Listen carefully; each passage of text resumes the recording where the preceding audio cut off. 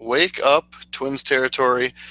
Special Thursday edition of Twins Hangouts. Seth Stowe's on the line with myself, Jeremy Nygaard, and we're going to go over the 40-man roster additions. We talked a little bit Tuesday night. We made our projections. The Twins had 4 open spots as of this morning, and they filled those spots with the 3 that we knew were going to happen: Miguel Sano, Eddie Rosario, Alex Meyer, and then the 4th, Jason Wheeler, was a little bit of a surprise. But now the Twins have 40 full guys. So we're going to review that here real quickly. I got Seth on the line. Seth, how you doing?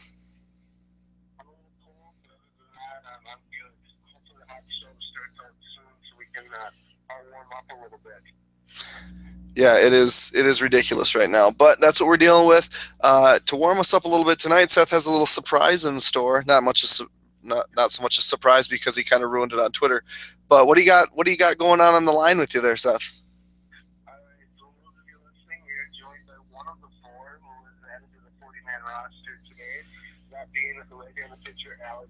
Alex, how are you tonight? I'm doing well. Like you guys said, it might not be as cold here where I'm at, but I'm trying to stay warm too. So everything's going well. It's a good day, like you guys said. So I'm excited to be on here with you guys. Well, let's start with today. I mean, then we can go backwards and forwards and wherever we end up. But did you learn the news today? How did you find out? And who was it that called? What was the message? I actually got a call last week from Terry Ryan, giving me a heads up as to what's going on. I think he was calling me to let me know about a different matter, something here in the future around Twins Fest time.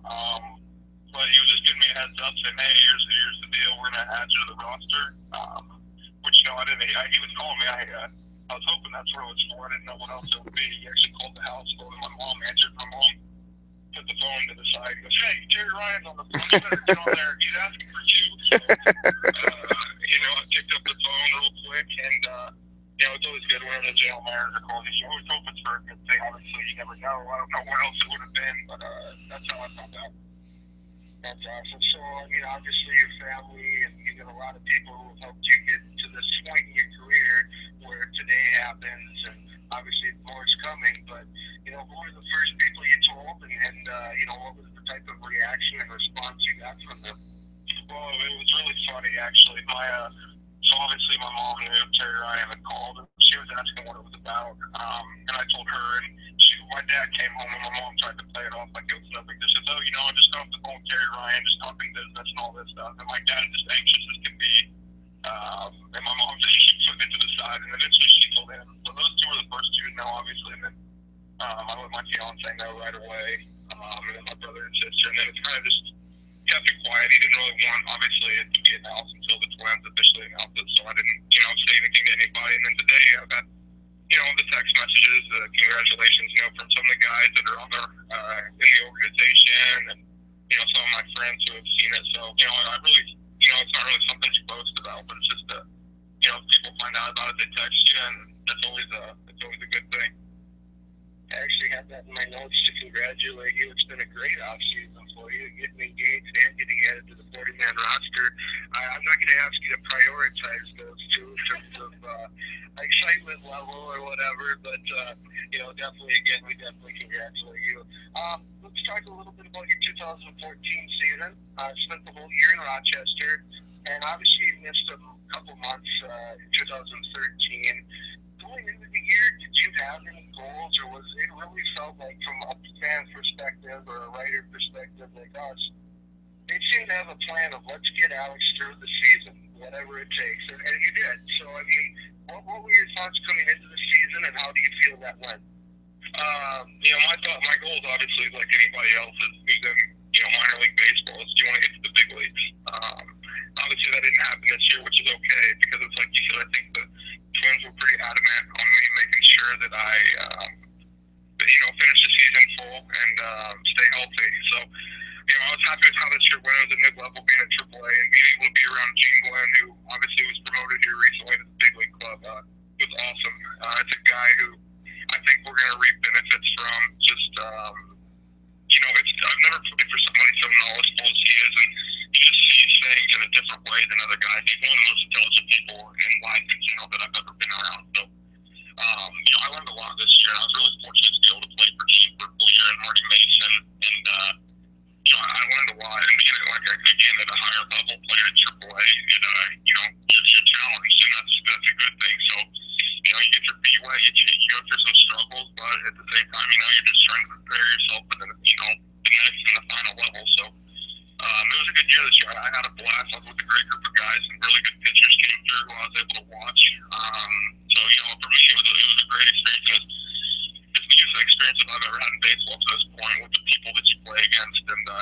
lot of ex-big leaguers or a lot of guys fighting their way back or even rehab assignments. So for me, this year it was fun. I had a really good time this year.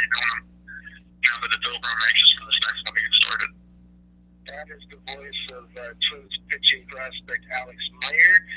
He is joining us today that he was officially announced as a member of the 40-man Minnesota Twins roster. My name is Seth Stoles of Twins Daily, along with Jeremy Nygaard here with our Twins Hangouts.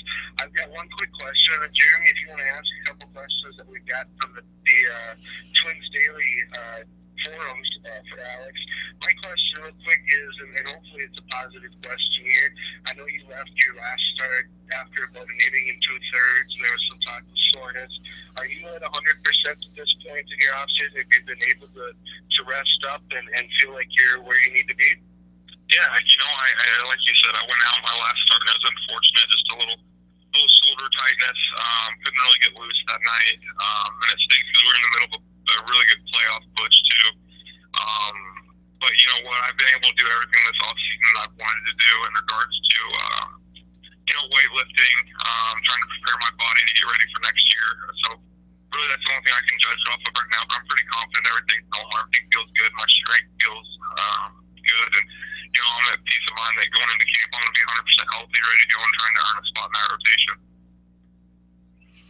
Go ahead, Jeremy. Yeah, Alex, this is from a reader on Twins Daily, Terry Anderson, Nader79A on Twins Daily and on Twitter.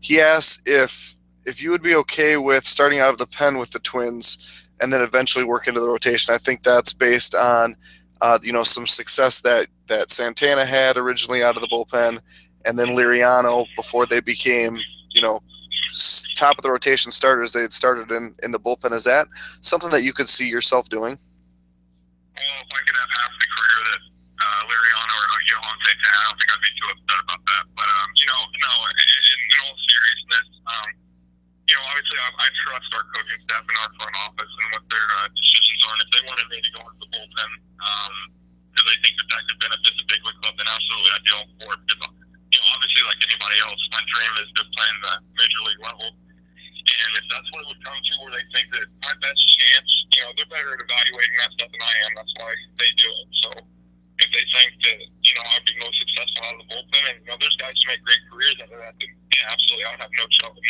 with that at all. Especially, we've got some good starters coming in. You never know what the front office is going to do this offseason in regards to that also. So, I'm up for whatever. I just want to do whatever I can to help that team win, because there's a lot of guys that they're fighting for that spot, and a lot of guys, who have had success here before, going back, to the early 2000s and in the mid 2000s. I remember watching it. So, for those guys, when you're playing, I've never played at the major league level, but I can't imagine when you're on the field with guys like Joe Mauer, who you've seen do it all. You want to do anything you can to help those guys out. If that role for me would be coming out of the bullpen, then yeah, I'd be all for that. Got a question from Jeremy, the co-host of Twins Hangouts. If you're ever in the eastern Minnesota, western Wisconsin area during the school year when it's not baseball, and you're interested in substitute teaching, since you've done that, would you be interested in subbing in my classroom? Absolutely, I'd be all for it.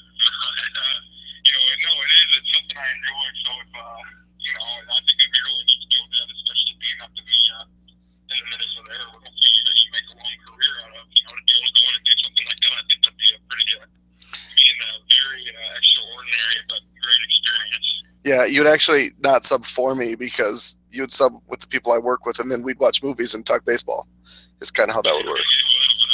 So. That's the funny part about it, is a lot of people think, I'm in there breaking down, mathematics or science and how biology works, and it's really not like I don't have a degree in science. I can't tell you how the chromosomes all work or whatever. So I'm just sitting there going over the lesson plan and with the movie and click and play and really just sitting there. But it is something I still enjoy. Yeah, and I teach 8- and 9-year-olds, so you wouldn't have to break down chromosomes. It'd be more like multiplication and like the Northeast is what we're studying. So yeah, you could totally do it. All right, well, I think we can make that work out. Perfect. I'm a baseball blogger. I don't know if I can spell chromosomes, so I don't know. That's all right. We do have. I'm going to ask you a couple of questions, and then we can get to another question or two Okay. from the chat room. If anyone does have any questions, go to the Twins Daily site and feel free to leave a question or two. If you, as a guy that's obviously been involved, you mentioned Gene Glenn and how good he is. Have you been involved, or have you been paying attention to the whole managerial search? And now it sounds like they're down to two guys, kind of two top candidates for the manager job, or I'm sorry, the pitching coach job. Are you kind of paying attention to that, or do you just kind of step back from all that? You know what? It's funny. When I was early in my professional career, I was real big on being on Twitter and following everything. And so, that's how most of us get our news is through the social media. But actually, just here recently, I actually just deleted it here a week ago, I think, off of my phone. So I don't even really get on it and check it anymore. Just because I couldn't tell you an honest reason why. I think it was just one day I felt like I was on it too much for being the off season, so I just deleted it. But so in that case, no, I actually haven't been checking it as much as I have had beforehand. My dad, I know, keeps an eye out. He follows all those guys, all you guys who write about it and have their opinions. I think so he usually brings it up to me. So in that scheme, I think that's really my dad right now is really how I keep up with most of that. Perfect. But let me ask you this, as it does relate to the pitching coach situation. For you as a pitcher, you've had many pitching coaches, in college, all the way through the different levels, the two different organizations. In your mind, what is the value of a pitching coach, and what things would you be looking for as a pitcher in a pitching coach? Well, for me personally, I think, just for me, I'm not speaking for everybody. For me personally, I think it's really good to have a mental guy who's there to prepare you for the mental parts of it, just because, not everybody's going to be Clayton Kershaw. Eventually, you're going to go out there and go through a 3 or 4 game stretch where things aren't going to go well. I had that a couple of times this year. I had a couple of, I went through a stretch there of the season where I couldn't get through the 3rd inning for 3 straight games. And I was really, really struggling. And, Marty Mason was there for me to tell me, he's almost laughing, just saying, this isn't any big deal. It's going to click for you. You're just going through a funk. And it's not, I don't want to say physically, yes, obviously there are guys, me included, things like command issues. But I feel like that's something too that you can fix on your own. There gets to a point in time where you've done enough pitches where usually you know how to fix it. You try to minimize, I guess, the damage that can occur. And now obviously it's not necessarily that easy where you can just fix it. But for me personally, I think a guy that's pretty big on the mental part of the game and keeping you in check, but then again can also relate to the physical part of it, where they can, who is very, where they're visual and they can tell you like, hey, we see you doing this, you're tipping this pitch, you're doing that. So, I think those are the important things, which I think, again, a lot of people would agree with that. But, if you had to ask one thing for me, I think being able to see the big picture is something that, I always look at. And again, that's the voice of Alex Meyer. We'll have him on here for about 4 or 5 more minutes, a few more questions. I have one more, though. We'll go back to Jeremy. Obviously, the Kentucky connection is pretty big with the Twins. Yourself, Logan Darnell made his debut, and you teamed with him most of this last season. But Taylor Rogers had a tremendous year the last couple of years. I mean, there's definitely some pitching. Andrew Albert's another one came through there. I think he was probably a big college before your time. I talked to Gary Henderson about a year ago, and he just, talked about character of all 4 of you guys just tremendously. What is the Kentucky experience, and what is it like kind of going through the minor league levels with all of these guys? Oh, it's good. When I got traded over, I was with the Nationals for 1 year, so it's just long enough to really get to know people, who you were supposed to know, make a few buddies to hang out with, and then, obviously I was traded, and I was like, holy cow, I got to restart all this again. But, when I found out it was the Twins I was traded to, it was like, okay, well, good. I know Logan's there. Taylor Rogers was just drafted. Lance Ray at the time was with us, and then Albers also. So, like you said, there's that connection where, being traded over to me, it was a super easy transition because I came over with a bunch of guys I already knew who were already great people. So, it is neat. It's just funny how many that there are. I couldn't believe it. But, that's a good thing, too. Just to be able to, it speaks well about the University of Kentucky, being able to produce some players to go to the professional level. And obviously, the Twins think highly enough of all these guys to be able to, bring them into their organization. So, Alex, do you consider yourself part of Big Blue Nation? Is that a thing? Like, It's a thing. I'm telling you, I've never met, or I shouldn't say met, but been a part, seen a fan base of something that where people are that crazy about the sports team and the people of who are fans, the Big Blue Nation, if you want to call them, of the basketball team. I mean, they travel like crazy. It's like the other night watching them playing here in Indianapolis. It was like a home basketball game, which granted it's not that far away, but at the same time it is a road game at like an opening tournament. So it was pretty neat. And, they travel like crazy, and they are absolutely nuts about Kentucky basketball. so are you nuts about Kentucky basketball? I am. It's funny. I grew up here in Indiana, but I was always a Kentucky basketball fan. Just from I went to a football game with my parents when I was young. It was Kentucky versus IU, and Kentucky won. So I told my dad that I said I'm going to be a Kentucky fan. I was lucky enough to be able to play college baseball there. I've been a fan ever since then. So that win over Wisconsin last year, that probably made you feel pretty good. Yeah, I was surprised. I remember sitting there in Fort Myers just watching those games on the edge of my seat every time, but they just kept pulling them out. We struggled playing Ole Miss during the regular season or whoever it was in SEC, but once the tournament came around, it definitely changed for the better for those guys, and I'm just hoping it carries over into this year. Yeah, I'm kind of a big Badger fan, so that loss, that was one of the hardest losses I've ever taken for something that I've had no association with. It was. Well, you've got a lot to look forward to this year. I think they're going to be just fine. Yeah, I hope so. The actual question, though, from me to you is from Twins Daily Reader Clyde123, and this is an interesting question. He is wondering what Scott Boras is like from a client's perspective. You know what? I've been really lucky to be able to build a relationship with Scott and to have him, I guess, work for me. I don't really look at it as that for Stat in that way, but he's also, I know he gets a bad rap from a lot of people just because of, the contract demands and this and that, but, he's been really good. He does, from a player's perspective, he does exactly what you would want him to do for you. And he's been, he's always been there for me. If I ever need help with something, the whole company or corporation is there for you. They're always in your corner, and that's what, ultimately that's what they're there for. They're your representation. So I can't say enough good things about them and what they've done for me. All right, two more questions, then we'll let you go. And again, that's Alex Meyer, Minnesota Twins 40-man roster ad today, along with Miguel Sano, Eddie Rosario, and lefty Jason Wheeler.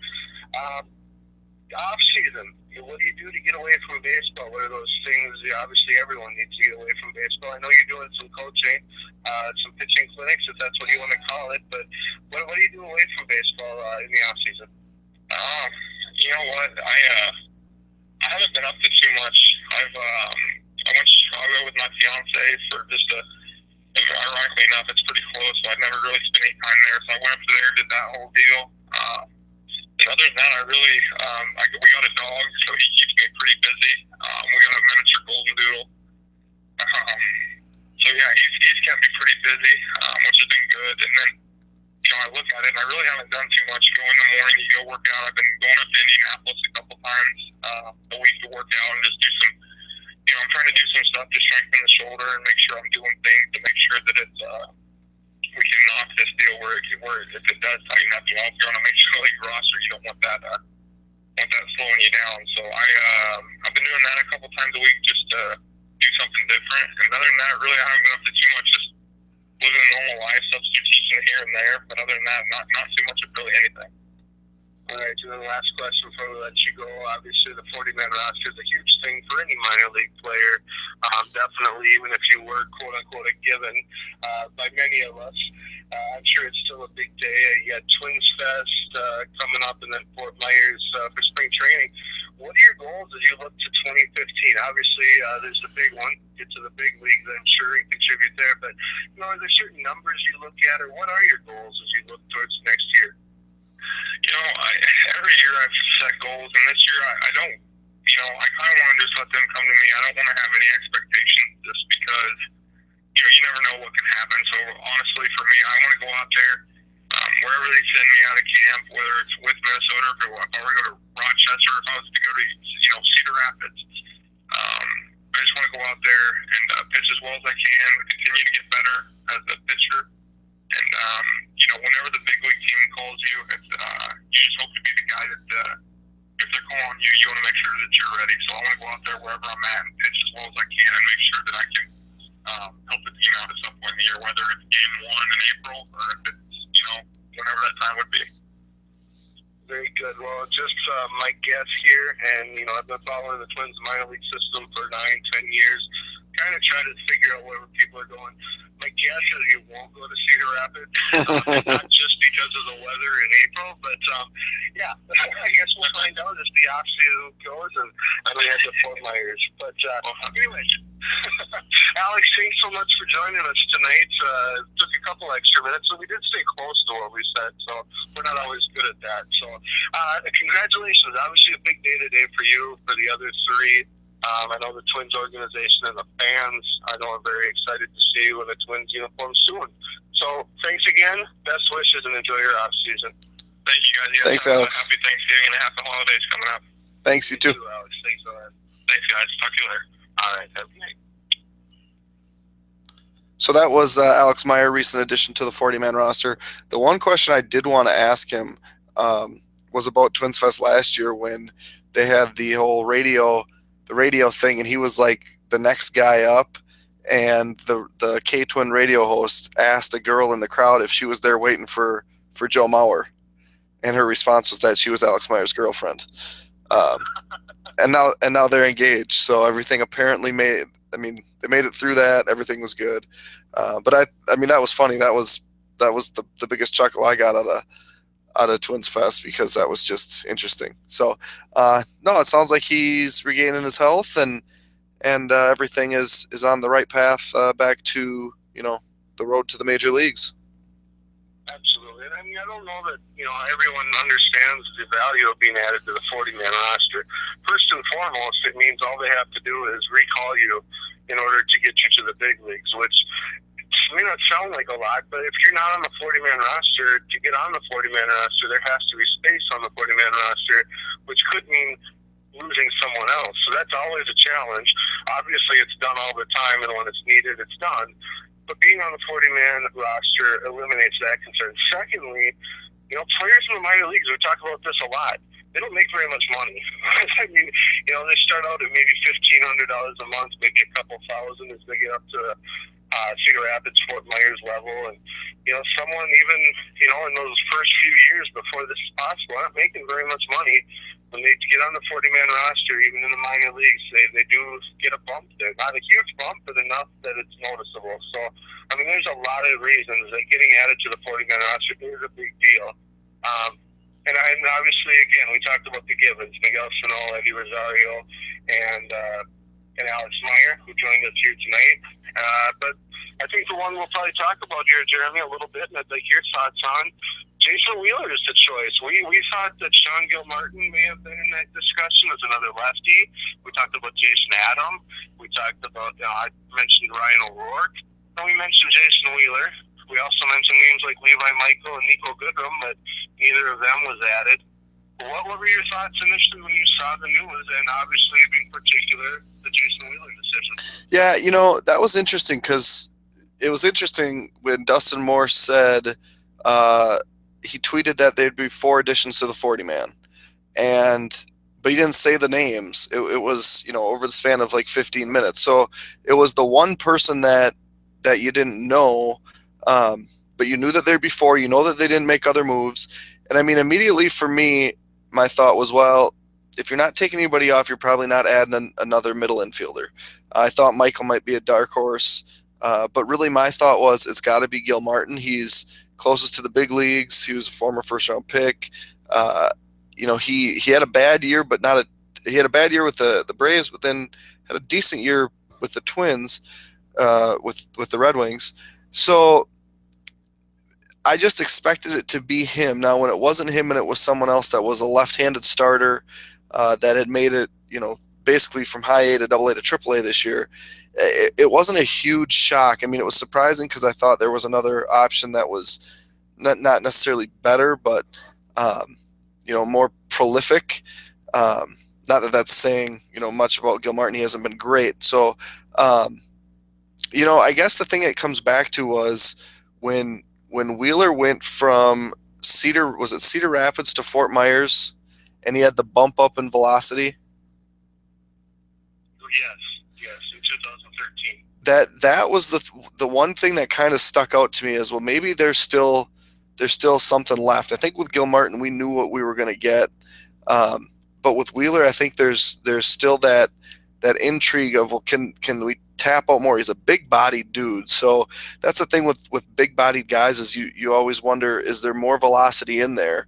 Um, and then it started to come out late in 2013. I don't know the reports on this year exactly, but for me, I think, and I think you tweeted it too, there's ceiling there, and when you get 3 more years to look at the guy, if you can unlock some of that potential and get maybe, even if it turns out that he's a back end guy, a lefty that can throw it hard, um, always has a shot, and Gilmartin didn't throw it real hard. So when in doubt, I guess you go with Velo, and as a lefty versus a lefty, if your tiebreaker is take the bigger bodied guy, I don't really know. It wasn't a huge shock to me. Came as a little bit of a surprise, but um, you know, not a huge shock. Where was it for you? My initial reaction was a little bit of surprise, thinking that it would be Gilmartin. And I think part of that, unfortunately, right or wrong, politics or no politics, is the fact that he was a former first-round pick, and we had always heard how much the Twins liked him out of college. He was available to the Twins for Ryan Doman in part because of his injury the previous year, and I think he recovered from that pretty decently this year.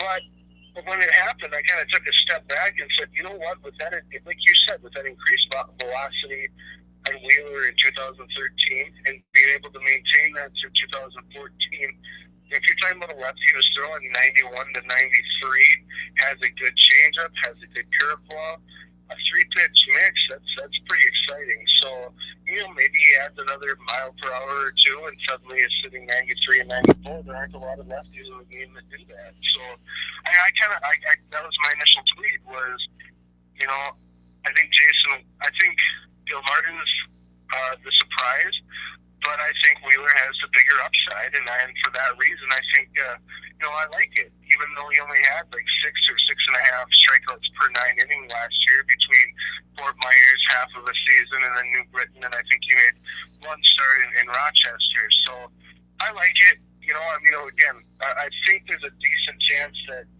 that Gilmartin gets taken in the Rule 5. But certainly not necessarily. And every year we kind of talk about this a lot. But the last few years, first of all, not very many people end up getting drafted. And each year, only 2 or 3 end up sticking with the team that selected them at most. So, and the other part of it, I'm trying to think of the last time a Twins player was drafted in the Rule 5 draft, in the Major League portion of the Rule 5 draft. The last one I can think of is Tim Leahy was the first overall choice maybe 6, 7, 8 years ago. I can't remember any since then. So as much as we say this guy's definitely going to be taken or this guy could be taken, what we found is in the past they don't. Right. And that was I don't know if it was Ben Badler. I'm pretty sure it was Ben Badler on Twitter. He said teams overprotect their guys.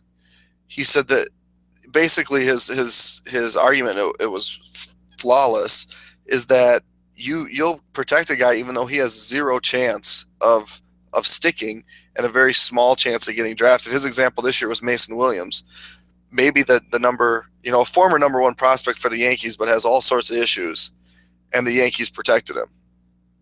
He wasn't getting drafted. And where does Sean Gilmartin fit on a team? So he'll be 25 next year. In AAA this year, he had a 4.28 ERA in 73 innings, struck out 59, allowed 69 hits, walked 28. I mean, is a team going to draft him to be in the back end of their rotation? Are they going to put a guy like that to get left-handed guys out? I mean, maybe that's what you do because he's left-handed, but you don't. There's not a lot of margin for error with guys that are finesse pitchers as bullpen guys. You draft a guy that throws 100 miles an hour, and if you can get him to throw a strike every once in a while, now he's valuable. But a guy, he's not going to be a back end starter this year. So even if he gets drafted, he won't stick. But I think that's the thing is you don't have to protect all these guys. You protect Wheeler. Would he get drafted? Probably not.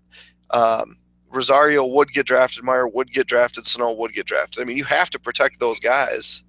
But other than that, it's a crapshoot. The guys they added last year, there's a chance that even Kepler and Polanco maybe would not have got drafted, and they were the two best players that were added. So it's a funny thing, and I guess for me, I keep going back to, and this is kind of the revelation I had since Tuesday. You only get 40 spots, so if you know that you're going to want to add 4 guys, only make 4 spots on your 40 man, because if it's Aaron Thompson or Sean Gilmartin, you could lose either one of those guys, but you're more likely to lose Aaron Thompson because he could either be claimed, which you wouldn't be, or leave as a free agent, which you could. Gilmartin, there's a slim chance. So it's almost like we look at it backwards where it's like, okay, we want to add this guy and this guy and this guy and this guy and this guy. Now let's make a bunch of room for him. No, it's more like, let's see how many people we need to add and just make sure we have enough spots for them. And now that there's 40, and I think that's where people are confused. It's like, well, there's 40 now, they can't do anything.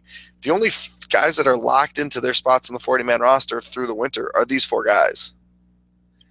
Everybody else could be moved. People could be traded. You could be outrighted. All of those things, kind of hold true. It's just those 4 guys are locked in. They could make 8 spots tomorrow if they wanted. It just couldn't be with these 4 guys. And I think that's such a key point. This isn't stopping them from doing anything. It's also important to have the guy like Aaron Thompson, and we probably bring up his name more than anyone, and maybe we're completely off base, but a guy like that. What if they do sign Justin Masterson next week? Well, if they added 8 guys, who are you taking off at that point to add Masterson? Maybe someone more valuable. If they sign a guy this next week, now next Tuesday, December 2nd, is when they have to make decisions on arbitration eligible guys. Could they have DFA'd or non-tendered some of those guys this week? Well, sure, they could have. But they didn't have to. And they can wait a week to see what else happens, because in baseball and in life, you just don't know what's going to happen from day to day, much less week to week or month to month. So make the decisions you needed to make today. Like you said, protect the guys that had to be protected, and leave yourself some wiggle room over the next couple of weeks before the Rule 5 draft. Right. And the other thing, too, that I think, and maybe this is just me, and maybe I'm wrong, but if you were to get rid of a guy that you didn't like right away, and then you have to start getting rid of the other guys, you've given other teams an idea of where you kind of rank your own players. And whether that's Aaron Thompson or Lester Oliveros or Chris Parmelee or Chris Colabello, if you outright all of those guys at the same time, or try to run them all through the process at the same time, you're more likely to sneak one of those guys through, in my opinion. You're more likely to sneak maybe a couple of those guys through. If you send one guy through the wire, in my estimation, that guy's more likely to get claimed if you've already jettisoned the bottom of your 40 man before. So, I mean, maybe I'm off. Maybe that's not how this really works. But in my mind, if you get rid of 4 guys tomorrow, the guy that you really hope to keep is just part of a group instead of the one guy that now you have to get rid of. I don't know if that's right. I don't even know if you agree with that or if you think I'm an idiot. But that just makes so much sense to me that, that's what the Twins are doing. They'll get rid of the guys that they need to get rid of, but they have a pretty good idea of going forward who's going to be on this roster and who's not going to be. Yeah, I mean, they do. I think that there's a strategy to it, and you might be on the strategy. My thought is this, though, however, is if there is a guy on the waiver wire, every team's going to do their due diligence. Whether there's 1 guy there or 3 guys there, they're going to do their due diligence, and they're going to, if there's a guy the Twins let by that they want, they're going to go play them. So I don't know if it's quite to the level that you're saying, but I know there is a strategy to when guys are taken off of the 40 man and put on waivers. So it's an interesting thing. And again, it'll be interesting to see how this plays out. Baseball's done a good job. We have the 40-man today. Next week, there'll be the arbitration eligibles. The next week is the winter meetings. So it'll be interesting to see how this all plays out. One thing we should mention too, and we're getting over 35 minutes here. Earlier this week, it was announced that it hasn't been officially announced yet, but Charlie Walters of the Pioneer Press said that Eddie Guardado would be the bullpen coach for this coming season. And between Mike Berardino and Lavelli Neal yesterday, the two pitching coach candidates have been kind of announced, and that was I'm drawing a blank here. Fill me in. Carl Willis. And Neil Allen. There you go. Both who have big league experience as coaches. One who played for the Twins, one who played with Gardy. Is that right? It sounds about right. I know that Neil Allen was a closer in the Mets organization in the early 80s. Traded to, I think, several other teams after that, including the Cardinals, I know. Carl Willis was part of the 1991 Minnesota Twins team, but he's been coaching a lot of pitching coaching time over the last, say, 15 years, so he's got a lot of good experience, too. Both, again, when we talked about this with the manager, and my comment was, they could take any of these 9 guys that they interviewed, 9 or 10 or whatever the number was. They're all good baseball guys, and they all would do just fine in the job. They certainly would have their ability to lead and all those qualities that are needed. Likewise, when we talk about 2 guys that are long-time baseball men who know a lot about pitching, how to coach, how to lead, all that kind of stuff. So, at this point, it's more, there's going to be some little detail that Molitor and Terry Ryan like about a certain guy. Right. Is there more that we want to talk about, or do we want to wrap this up? Moving forward, I don't know that we're going to have one next week, unless something big happens in between now and then. I'm not around Tuesday night, and Thanksgiving's Thursday, so I don't know that there's a lot of demand.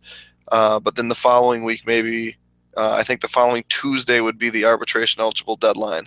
So we should probably have one to kind of, preview that, or maybe review that after it's done. I guess we'll kind of work on that as it goes. Say that again. Sorry about that. Well, next week is Thanksgiving week, and there's not a lot that happens during that holiday week. So we'll do something here early in December. But I think for now, that's probably all we need to talk. Oh, one question that Seth will get answered. It showed up on our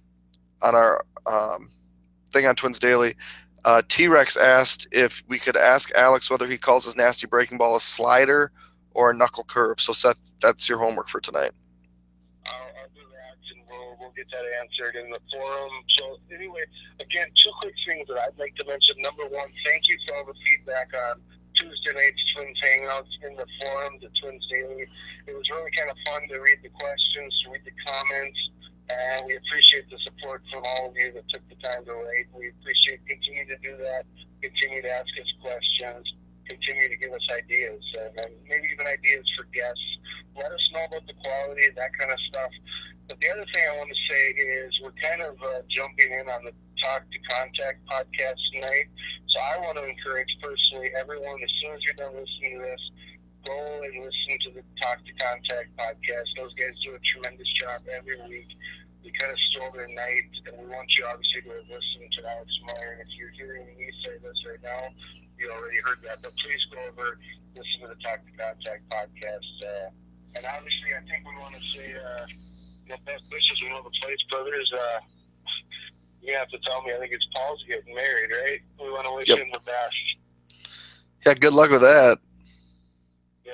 I wouldn't know. All right. So we're going to wrap it up. Big thanks to Alex Meyer, who joined us tonight. We will be back sometime in the near future. But for now, thanks for hanging out.